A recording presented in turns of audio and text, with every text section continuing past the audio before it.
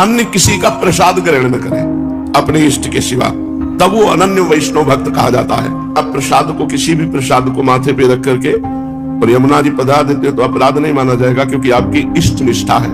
जैसे हम लोगों में है कि अगर हम राधा नाम विराजमान है, भोग लग रहा है तो पालेंगे, या राधा रूप विराजमान है, अगर रूप और नाम विराजमान नहीं तो कोई भी भगवान का भोग हो हम नहीं पाएंगे। जैसे राधा मदन मोहन, राधा गोविंद देव जी, राधा बाक्य बिहारी, राधा वल्लभ, राधा रमण, जहां राधा किशोरी, राधा दामोदर, जहां राधा किशोरी है उनका नाम है, वो भोग हम पा सकते हैं, अन्यथा नहीं पा सकते। तो प्रसाद की महिमा हाथ में आते ही पहले मुख में जाना चाहिए। विचार करने की जरूरत नहीं कि मैं कुल्ला के हूं कि नहीं, नहाए हूं कि नहीं, इससे कोई मतलब। अगर प्रसाद मिला है तो पहला काम होना चाहिए हाथ में आते हो दाहिने हाथ में लेना चाहिए। इष्ट संबंधी कोई भी क्रिया बाएं हाथ से नहीं करनी चाहिए, बाएं हाथ से लेना नहीं।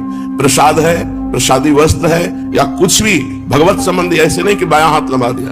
भगवत संबंधी कोई भी पदार्थ, कोई भी वस्तु प्रसादी तुरंत दाहिने, या दोनों हाथ ऐसे लंबाइए, या अगर ऐसा है तो दाहिने हाथ से लीजिए, बाएं हाथ का प्रयोग नहीं। न नमस्कार में किया जाता है न कोई प्रसाद है। जैसे आजकल नए लड़के हैं नहीं जानते तो मोबाइल से वीडियो बना रहे हैं तो बाएं हाथ से शत्रु से किया जाता है। जब शत्रु का दूत जाता था दूसरे राज्य में तो बाएं हाथ से सलाम करता था, दाहिने हाथ का प्रयोग नहीं करता था, क्योंकि शत्रुता का प्रमाण है कि मैं तुमसे झुकने नहीं आया, मैं तुमसे शत्रुता का बर्ताव करूंगा, और अगर विजय की आशा रखते हो तो युद्ध करो हमसे। तो जो पार्षद जाता था दूसरे, वो बाएं हाथ से सलाम, हर बात बाएं हाथ से लेता। अगर पत्र भी लेना है तो बाएं हाथ से लेगा, क्योंकि शत्रु पक्ष का है। तो हमारे इष्ट का वस्तु और हम अगर बाएं हाथ से लेते हैं तो अपराध बनता है, बाएं हाथ से नमस्कार करते हैं तो अपराध बनता है।